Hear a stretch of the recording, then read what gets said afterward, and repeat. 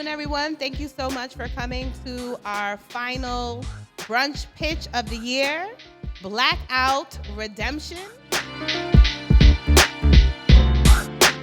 So you've heard of Black Friday, right? So this is going to be the new thing. Instead of going to spend all your dollars at other people's businesses, you'll be coming out to brunch pitches in November, okay? You know, we have some heavy hitters tonight as our judges.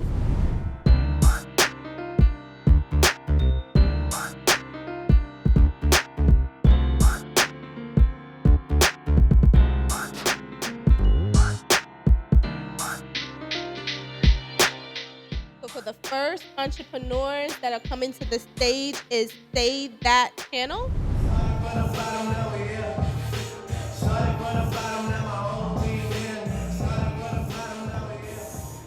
We all love that song. We love that song, and it's because we love to hear about people started from the bottom and got to their awesome success. But what happens between the bottom and the success? What happens in the ugly middle? Yes, what are the pitfalls that need to be overcome? What are the challenges that are faced? What's the mindset that needs to be had? So Say That Channel does just that. We educate new entrepreneurs about just all of the things called business. We also intertwine the concept of relationship marketing and network marketing and help people to visualize that as an avoidance to avoid some of the pitfalls of a traditional business. Our goal is that we will have over 1 million subscribers, we'll have over 500,000 viewers per episode, and that we'll be making $20,000 a month in income from advertisers.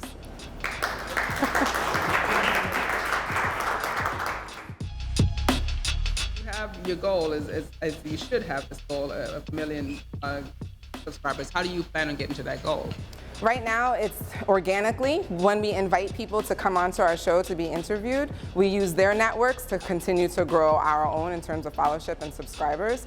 We definitely need someone to help us with more marketing though. So that is part of our business plan, is to have someone come in and work on the marketing so we can have a bigger reach than what we're able to do right now, which is more organic.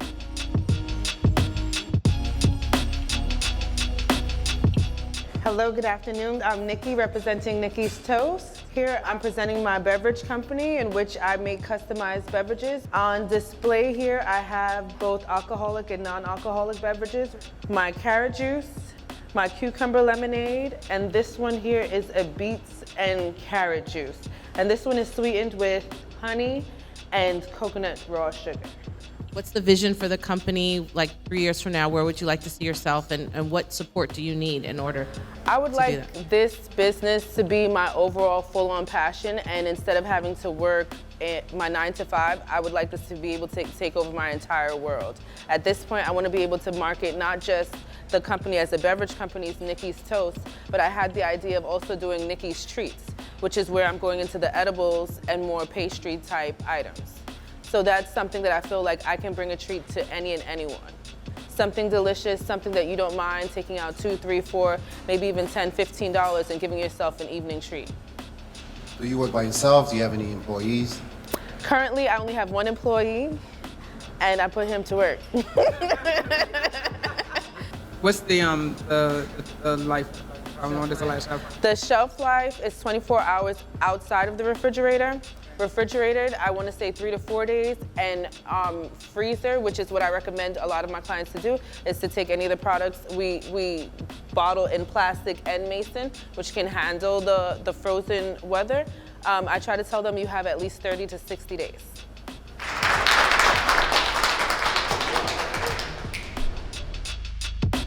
You guys enjoyed the first 2 entrepreneurs. We have our 3rd entrepreneur, which is the CEO and founder of Green Book Global. So if you're like, what is that? You're about to find out. I love to travel, but I'm Black. Unfortunately, traveling while Black is still a concern in this day and age.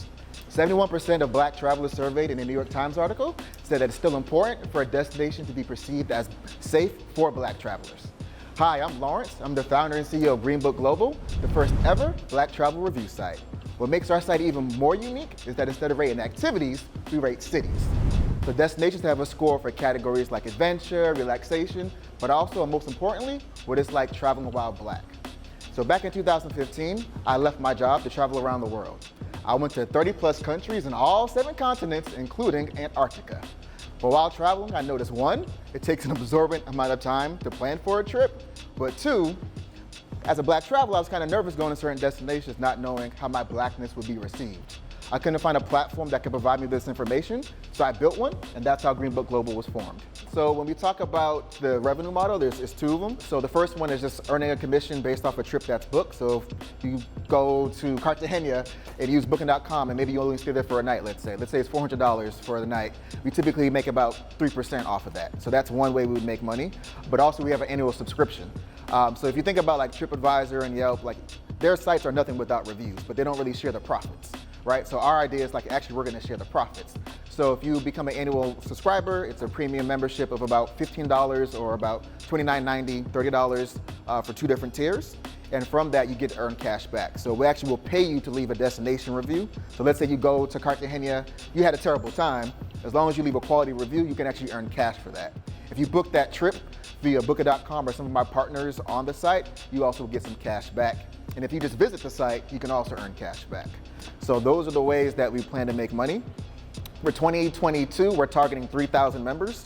It's a very conservative estimate considering we have so many followers, we got a lot of subscribers, but the goal with that is if we get about 3,000 members to book at least one trip with us, that's $30,000 for an estimated commission.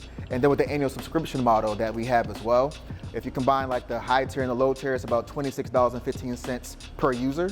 So 3,000 users is about $78,000. So that's over 100K that we would estimate to make by the end of 2022. And I'm out of here. Bye-bye.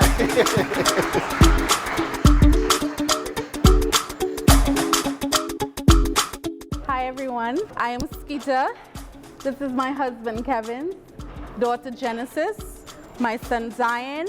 Together we are the founders of The Evergarden, like the gardeners so to speak. The Evergarden is a family-run company. We produce premium grade hair and grooming products for adults and children. The company was born to provide a solution for many who are unable to retain hair length due to excessively dry hair that's breaking as a result of too much protein in their hair products. Whew. Bear with me.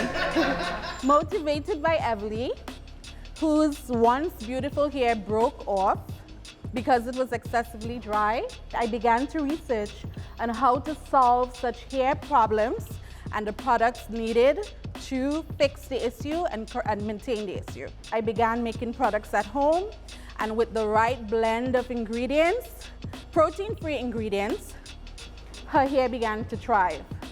So I consulted a chemist for an optimized formula, ensuring quality and consistency that was in line with my research. And on June 18th, 2021, the Evergarden was launched. So we're 4 months old.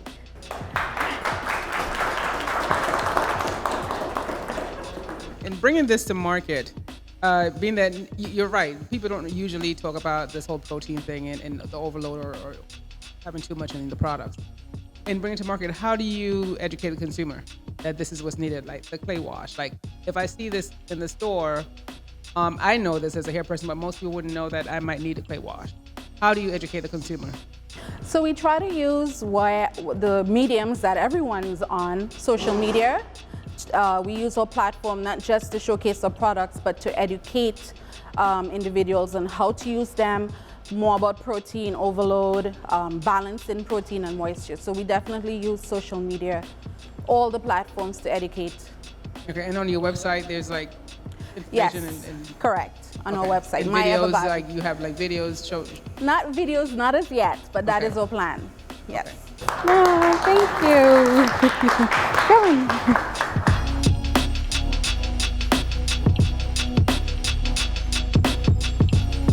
If you guys are wondering how we got to this fantastic, smastic place, I wanted to introduce LaToya so she can welcome you guys to the space and open up the culinary experience portion. Hello all, my name is LaToya Matters and I am CEO and founder of Collective Fare.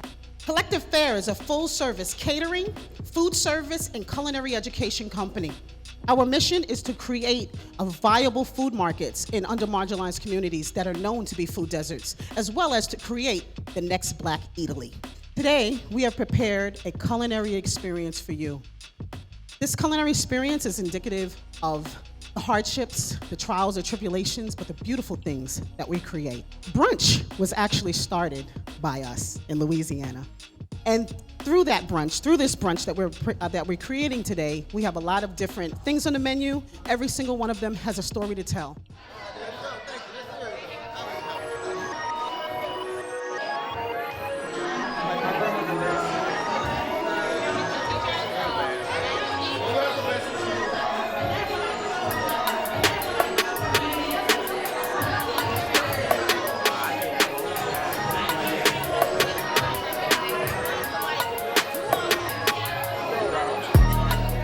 Give a round of applause to these amazing entrepreneurs that are taking the time out to pitch their business. I certainly want to say we gotta give a huge round of applause to Emma and Tajmir, the Brunch Pitch team. Hard work putting things like this together. We get the benefit to walk into something like this and maybe we get to eat and we get to keep it pushing, but they're the ones that are behind the scenes putting in the work. As they said, I'm Hannah Russell. I own Black Business Works, which is a networking organization for Black professionals to refer business to each other, which is extremely important in this day and age. We have to know how to network. We got some more entrepreneurs that are here to pitch their business. The first person that we are going to have on this evening is Mr. Charles Johnson. He is the co-founder and CEO of LeapSpot, Inc. So give him a round of applause as he comes forward to pitch his business today.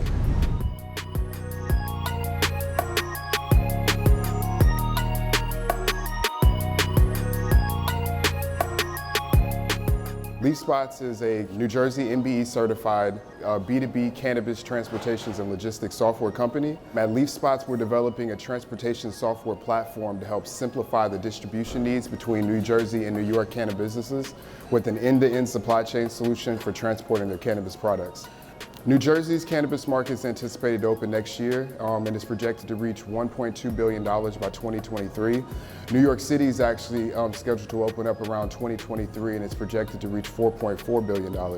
But the problem that we've identified is that there's going to be a new industry with no logistical infrastructure while also helping brands scale and grow. This is actually why we focus on the relationship between brands and dispensaries.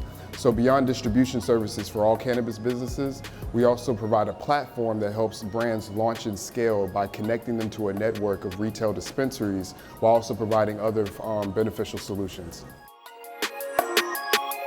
So you said you're looking to raise $700,000. Is that going to be enough for what your company does? Because I honestly feel like from the logistic aspect of it and then marketing and consultant, it just seems like $700,000 is just not even enough. That's a great question. So actually the reason why we're focused on that is because we're primarily focused on building out our MVP product so we can get market validation. Because it's cannabis and it's a highly regulated portion, the application process is a little different. So by the time we actually get to the full license application piece, that would give us that runway when it comes to getting our market validation and providing enough proof points, because we're trying to position ourselves for a Series A so that we could be able to raise funds for the actual expansion of operations. Thank y'all. All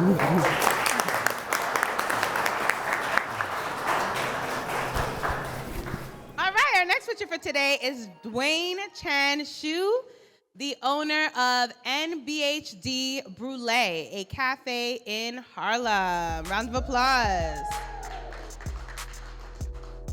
NBHD Brûlée is a coffee shop, cafe offering artisan quick fare within an inviting space. We love coffee. We love good food and atmosphere. We have an amazing story, history full of cultural milestones. NBHD reflects on just that. Art, music, the food, the coffee, and a special place that embodies all of us. A gathering space for us. Thank you.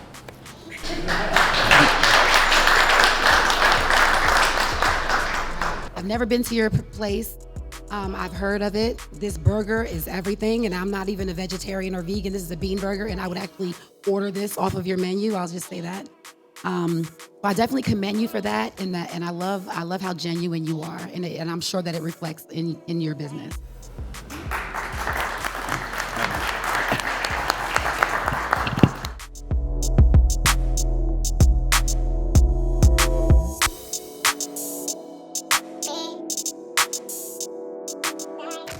Hello, hello, hello, hello. I am Adrienne Everett, the owner and creator of the Shea Buttercream Diva. I am in the business of transforming the basic need of moisturizing your skin into a luxurious process. My products are made with quality ingredients that are good for your skin. They smell amazing. And that's why our slogans are luxury for the skin. Our products can be used from newborn up into mature skin, but my target market is women ages 25 to 70-ish and men 25 to 50. And though my product is not just for persons of color, but my formula targets issues that we as people of color do experience. So I want the Shea Buttercream Diva to be known for all your luxury beauty needs. But I want to provide that product that's luxurious and it's quality that's going to help you look good, feel good, but smell even better. Thank you.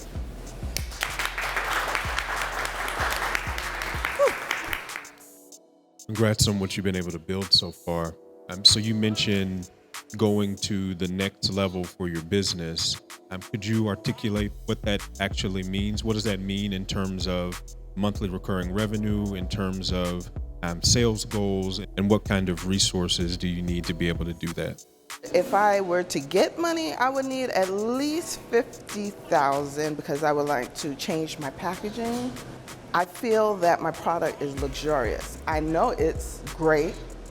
If I can have it to look the way I know that the quality is, I won't have a problem. How are people usually finding you? Are they at trade shows, expos? How are they finding you? Initially, through Instagram. I do a lot of pop-ups. So through the pop-ups and the expos, and then referrals and word of mouth, and they smell it, they go to work, and somebody wants to know where, they give them my information, and that's how I get most of my customers.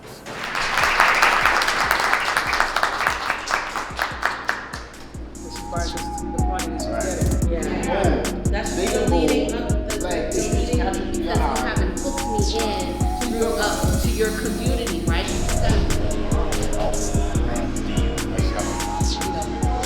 Foundation that we have.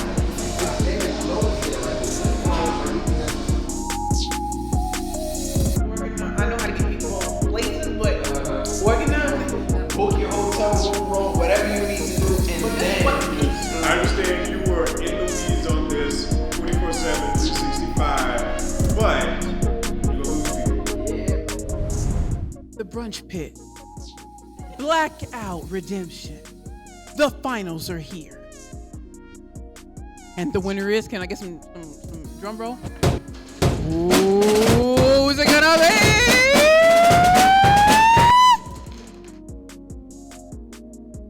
It is you.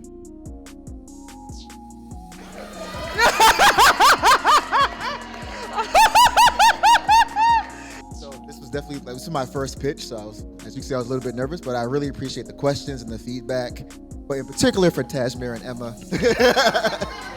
Yes, thank you so much. I don't know, they had boot camps for us to try to prepare, getting speakers involved and help us practice. So I really appreciate all the time and effort that you guys put in to help us be better prepared for this. So thank you for the opportunity. Thank you for all the help, all the texts I'll be sending you late at night, trying to, can I send me this? What do you think about that? What about this?